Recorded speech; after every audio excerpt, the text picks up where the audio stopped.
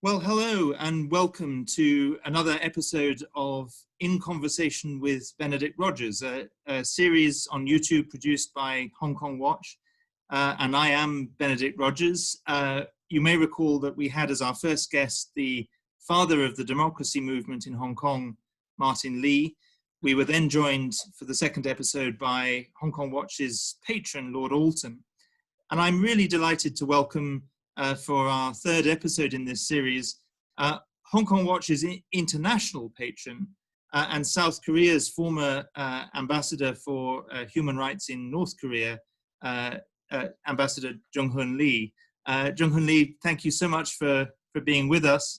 I should say you are also, of course, a professor at Yonsei University in Seoul and the founder of the Yonsei Center for Human Liberty. And perhaps I could start as my first question by asking, particularly as you served as South Korea's ambassador for human rights in North Korea, and you've been a prominent defender of human rights for many years, how and why did you first get involved in human rights work? Well, Ben, first of all, it's a great pleasure to be on this session. We've worked together on North Korean human rights for many years, and I'm glad that I'm able to contribute even in a small way for your efforts in the fight for human rights in Hong Kong. My involvement in North Korean human rights really began with as you were mentioning, because I'm a professor of international relations. As professor of international relations, particularly with a focus on East Asia, it's inevitable that I deal with North Korean issues. And when it comes to North Korean issues, really the biggest, of course, maybe international attention is being paid to the Kim dynasty, the Kim family. But really, issue-wise, it basically comes down to two things. One is North Korea's nuclear weapons, and the other, of course, is North Korea's human rights. And obviously, you know, in dealing with North Korea within the larger context of East Asian affairs, I had to deal with many aspects of North Korea's human rights.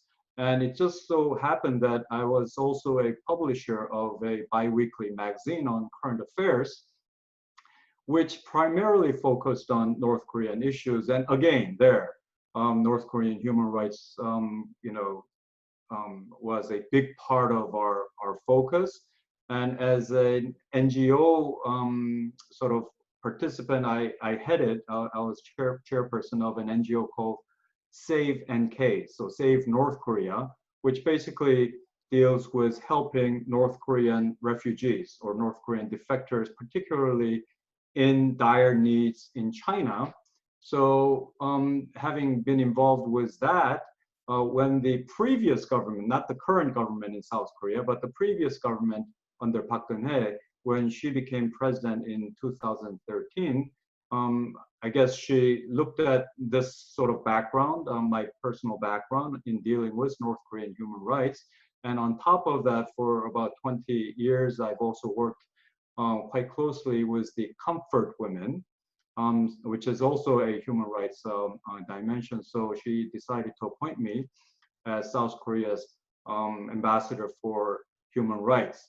And then, so I served as South Korea's ambassador for human rights. It's housed at the South Korea's Ministry of Foreign Affairs. After 3 years, after 11 years of the National Assembly debate, Korea finally passed the human rights law, North Korean human rights law in 2016. And by that law, I became the inaugural ambassador for North Korean human rights. And then, of course, as you all know, that President Park Geun-hye got impeached, and my tenure as North Korean ambassador for North Korean human rights came to an end as a result in 2017. But the 4 years that I've served as ambassador for human rights and then as North Korean human rights was very, very, rewarding in a sense that I think I've helped to significantly raise the awareness of North Korean human rights issues in the international community. I've had my roles in the United Nations, particularly at the UN Human Rights Council, as well as the Third Committee in New York.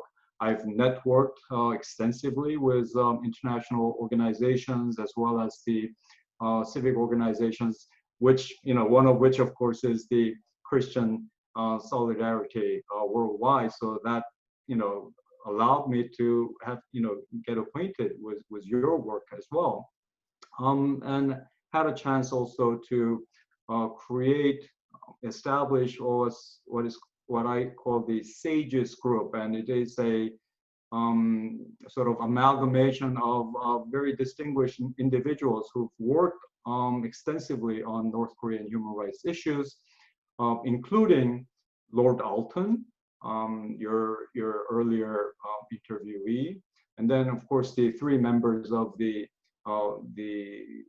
COI, Commission of Inquiry on North Korea, but Michael Kirby, Sonia Biserko, and of course Daruzman, who was the Special Rapporteur for North Korean Human Rights, Bob King, the US Special Envoy for North Korean Human Rights, Vitin Muntaborn, who was the first UN Rapporteur for North Korean Human Rights, and also President Song Sang-hyun, who is the Korean, former president of the ICC, International Criminal Court. So through that sort of effort, I think we were able to really, level up the international awareness for North Korean human rights. And, I'm glad I've had that opportunity to serve my part in raising awareness and, hoping to bring about some change in that part of the world. Absolutely. Well, it's been a privilege working with you in that area. And it's interesting how a number of the people you've mentioned, particularly Lord Alton and you and myself, having been so deeply involved with North Korea human rights, have taken up in various ways the situation in Hong Kong. Last year, you very kindly agreed to be one of Hong Kong Watch's international patrons. And you wrote an op-ed in the Wall Street Journal on the situation in Hong Kong, in which you said these words. You wrote, "For most of my life, I've advocated change in the world's most closed, repressive nation, North Korea. As a South Korean, my priority has been peace and freedom on the peninsula that I call home. But I cannot ignore the erosion of freedom in what was once one of Asia's freest cities, Hong Kong." So you've, having worked so much on NK, you're now starting to take up HK. What made you get involved in Hong Kong initially? Well, as you rightly point out, my work in human rights issue was very much focused on domestic, like Korean peninsular issues, North Korean human rights issues, the North Korean refugees in China. That said, during the 4 years of my ambassadorship and working with the international community, I realized how important it is to get the international community involved.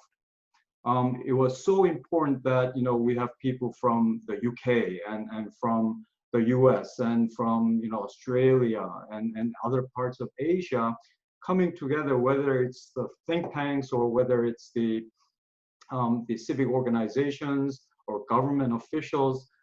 It really helped to galvanize and strengthen our effort in dealing with North Korean human rights. So I understood and appreciated significantly that sort of international concern and sharing of the same values. So I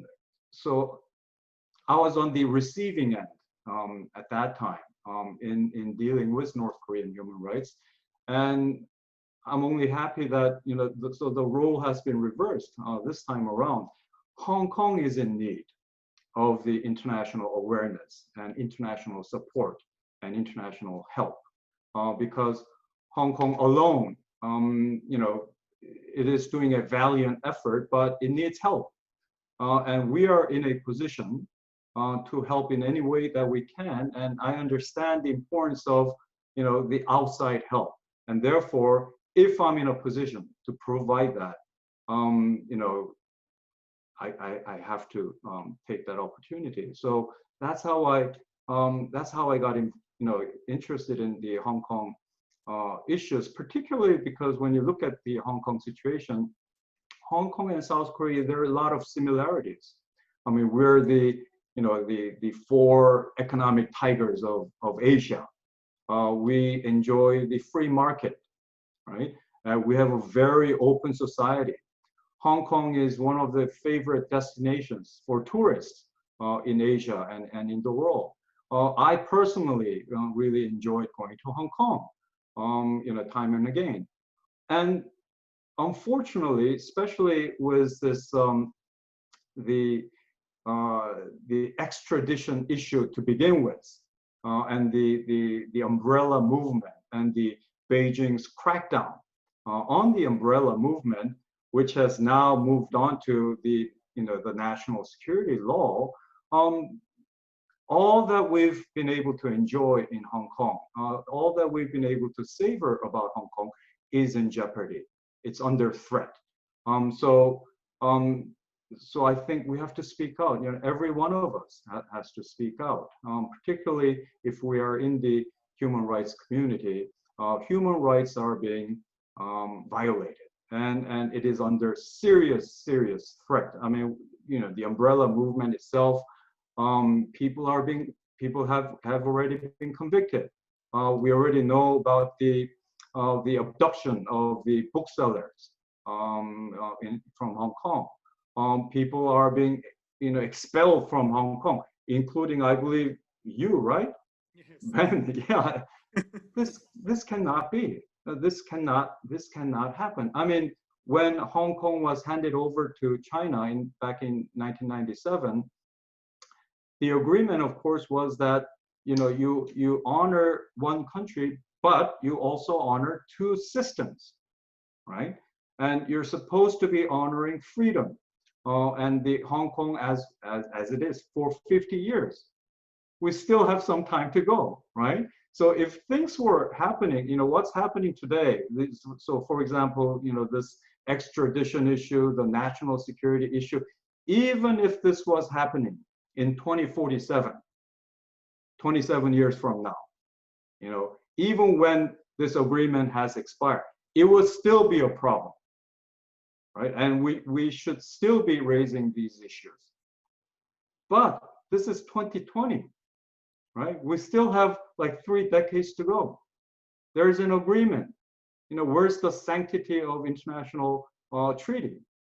So, I'm very sad to see that, what we've been able to enjoy about Hong Kong, take pride in Hong Kong, is under threat, in jeopardy, and we just have to speak out. And that's how I got interested. And of course, my work with you in terms of the Christian, solidarity worldwide, and which has, of course, and you're involved with the Hong Kong Watch, has also alerted my interest in this much more so than much quicker than maybe it might have been the case otherwise. Well, thank you. I mean, we're really grateful that you have taken this up.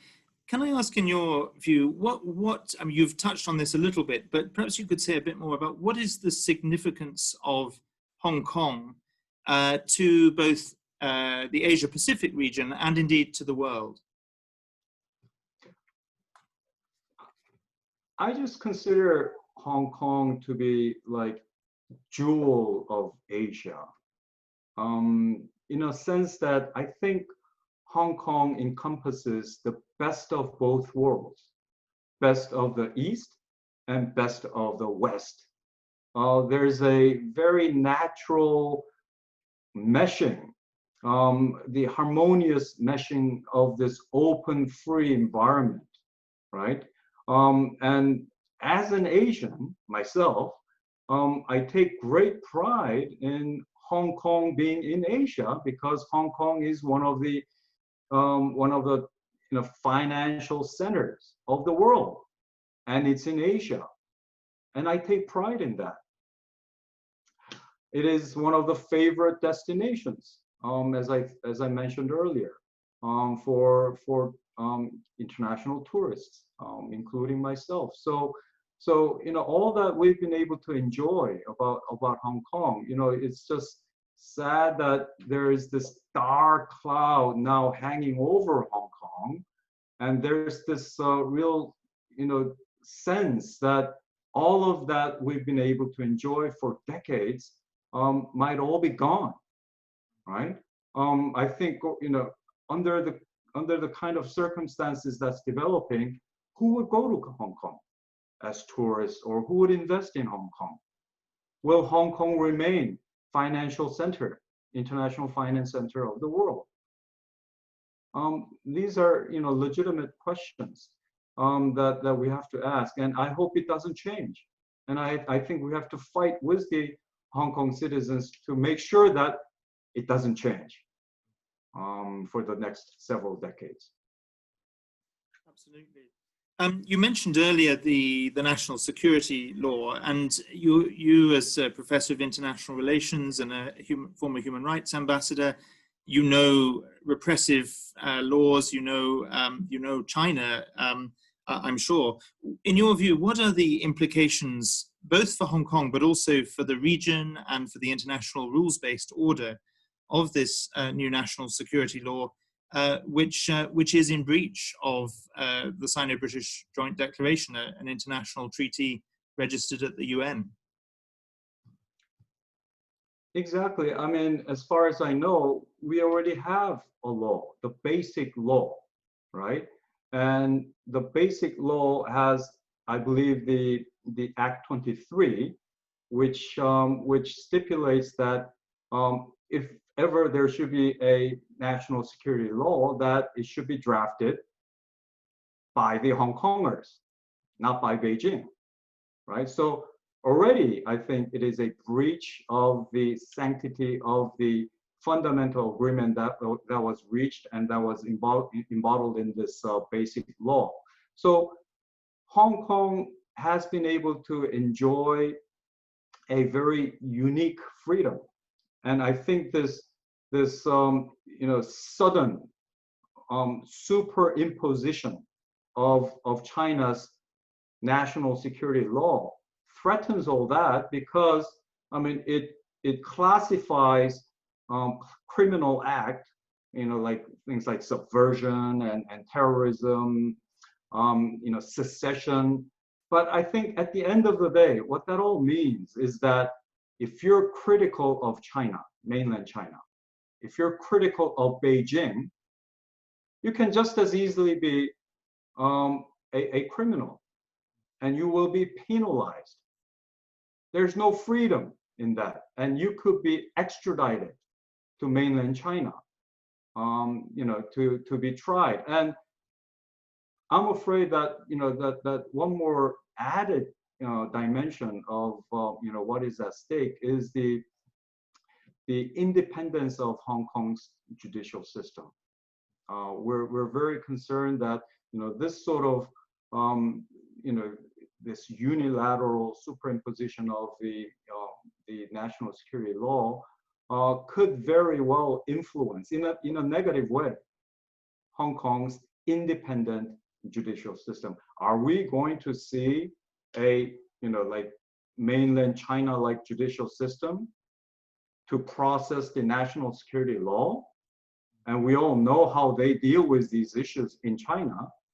It's in secrecy. It's not open. So the independence of Hong Kong's judicial system will be lost, and it is a clear breach of the 1997 when Hong Kong was being turned over the British Sino-British agreement. So it is unacceptable, and that's all I can say. And it is a serious challenge to the joint declaration and also the international the sanctity of the international treaty. Absolutely. Britain and the United States and other Western democracies have quite rightly been speaking out for Hong Kong. But just in the last few days, we've learned that the Japanese Prime Minister has said that he will lead the efforts and the drafting of a statement on Hong Kong at the forthcoming G7. How important is it, in your view, for democracies in Asia, like Japan, South Korea, and others, to speak up for Hong Kong?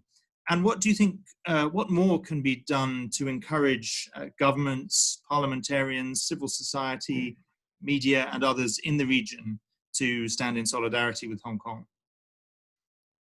I think it's extremely important, and I think you've been fully involved in Lord Patton's, former governor of Hong Kong, his initiative to create this coalition of parliamentarians and policymakers, and I believe that it has been able to raise endorsers from over 40 countries already, and the number has reached what, 800 some numbers, and I think there should be more. I think this this coalition building is very, very important. I'm sorry to say that there's not enough from South Korea. There are some, but hopefully we'll be able to bring on board more South Korean parliamentarians in this effort to raise the voice against what China is doing. I think the UN should be much more vocal. I think the Secretary General and also the High Commissioner for Human Rights should be much more vocal on this issue. I know that the Hong Kong Watch has been instrumental in the push to possibly establish a UN special rapporteur for Hong Kong, or a special envoy for Hong Kong. I think that's a fantastic idea, and I really hope that it works out. So there has to be a broader sort of multilateral layered efforts to deal with this breach of Sino-British joint declaration, and I think we're just beginning.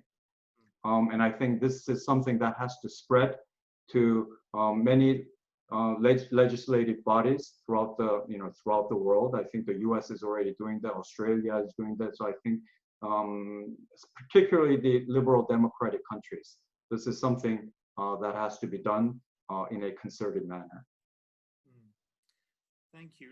Just building on that, there have been some proposals for what people are calling a D10 alliance of 10 democracies, perhaps hopefully including South Korea, building on the model of the G7 and the other G groups. Do you think that specifically is a good idea? And what do you think the chances of South Korea being part of that are? Well, I think it is a good idea. I think it is a good idea, and I think South Korea has been invited by President Trump, and I think South Korea has accepted. I think it is a good idea, but I believe that I truly believe that it is very, very important to have a common platform based on the fundamental values that these countries have. So whether it's G7 or D10 or whatever the number may be, it is absolutely clear, absolutely important that these countries share in public the values such as human rights, democracy, free market. And if you're not able to abide by these, common values, then you're not worthy of a membership. So I think number one, that these 10 countries have to demonstrate to the world that they stand on the same ground, that they stand on this platform, and that it's not just about the economy. It's about human rights and other comprehensive aspects of world governance. And I really truly hope that this expanded version, if it does pan out, can serve as a powerful tool to serve as sort of like a guiding light, providing a vision to the world, vision to the rest of the world, that Western or liberal democracy that these D10 countries enjoy really is the answer for the rest of the world. That only under liberal democracy that there's freedom of speech, freedom of religion, freedom from want, freedom from fear. And if you're not a democracy, liberal democracy, you're not guaranteed those freedoms. Look at what's happening in Hong Kong. They've been able to enjoy those freedoms, but those freedoms are rapidly being under threat. So I think the D10, if and when it does take place, has to be very, very firm on these issues.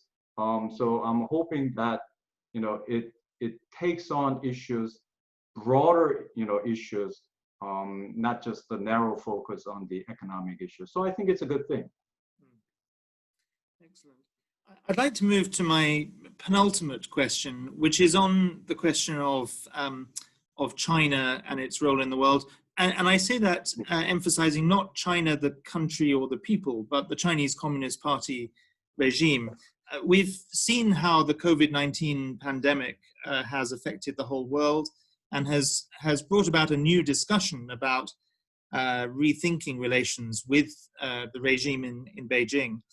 What are your reflections on the nature of Xi Jinping's regime, the threat that it poses beyond its borders? You're from a country very, very close to China geographically.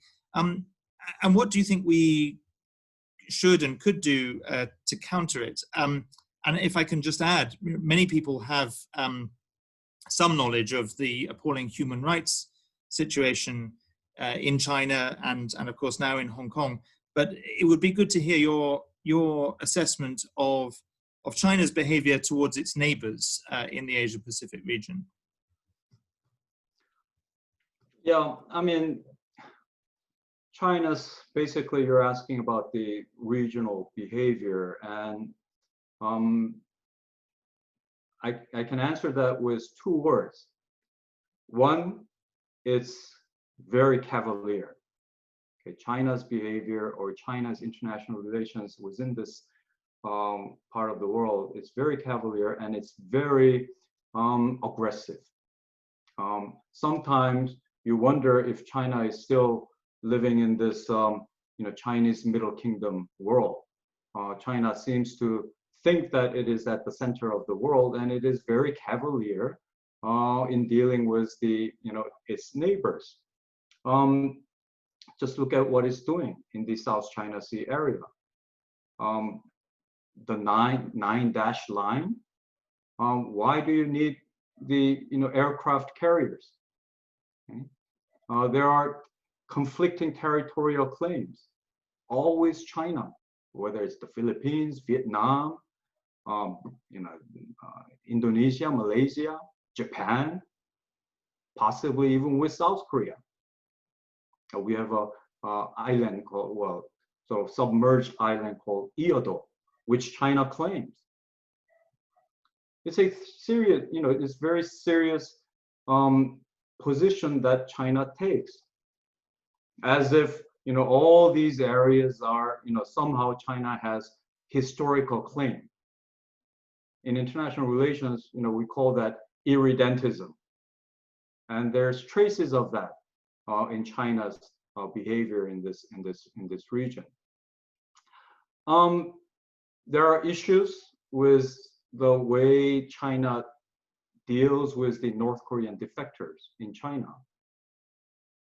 Despite the fact that the UN considers these defectors or escapees as refugees or refugees surplus, China simply considers them as illegal economic migrants, and they round them up and forcibly repatriate them back to North Korea, knowing fully well that they will be sent to gulags, political prison camps, they will be tortured, some even executed.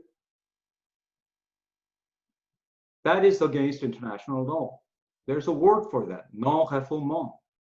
And China does not honor that non-refoulement principle, despite being a Security Council member. We've had issues in South Korea and China. We've had issues of the U.S. deployment of THAAD, which is a missile defense system. It is a defensive system, missile defense.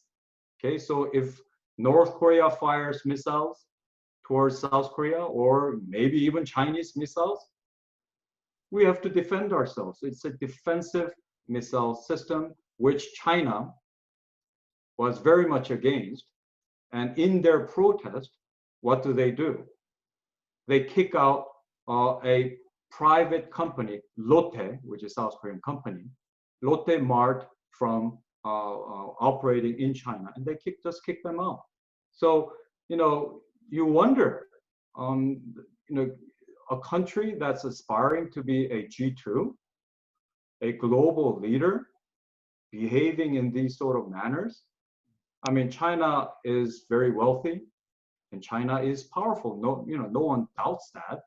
But if you really want to be a genuine, authentic leader of the world, you have to be a soft power, right?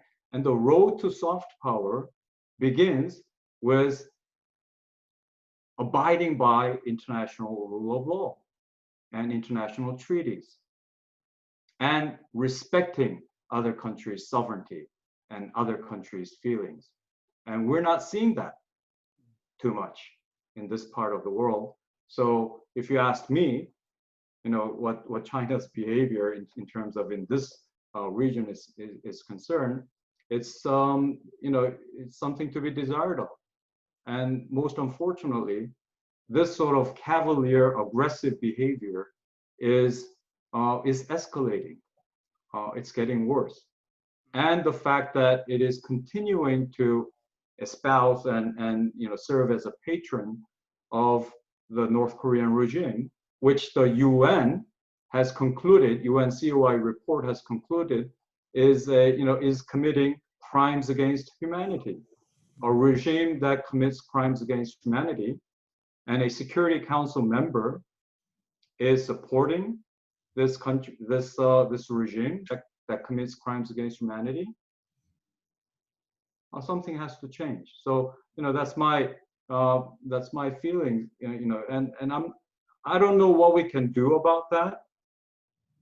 This is we have a regime, we have a government in China that seems to be very much bent under Xi Jinping's leadership, bent to stay on this course in this region. So we just have to speak up, and we have to protect our sovereignty, and we have to be able to tell Beijing, when something like this is, when some of these things are happening, that we have to be able to say no, and we have to be able to tell Beijing that this is not acceptable.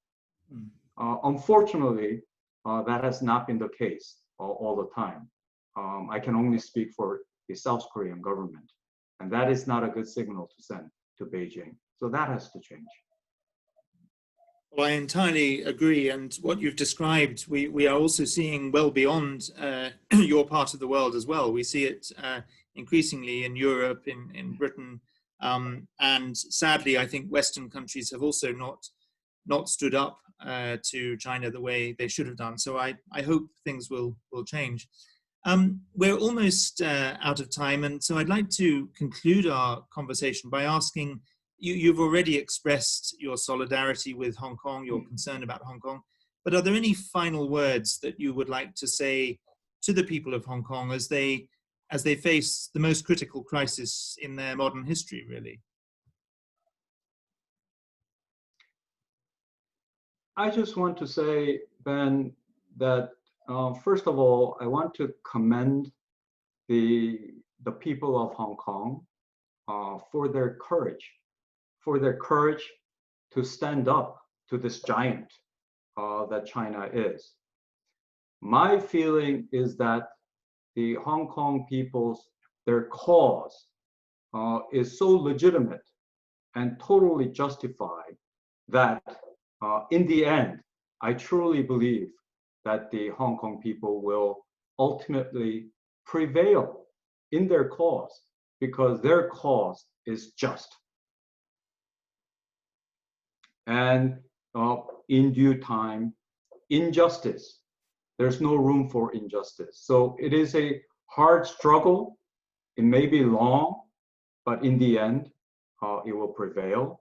And to this end, I want the Hong Kong people to know that the international community, the world is behind them, that the Hong Kong people are not alone. And the international community and the world will be with them until the very end, until they win. So that's the message that I want to send to the people of Hong Kong, to continue having that courage, to have that fighting spirit, and to have the hope that they can prevail ultimately. That's an incredibly encouraging and inspiring note to end on. It's certainly a message I share. And Ambassador Jung-Hoon Lee, thank you so much, both for all your support for the people of Hong Kong, for our work in Hong Kong Watch, and for joining us today. Well, thank you, Ben. It's been a pleasure.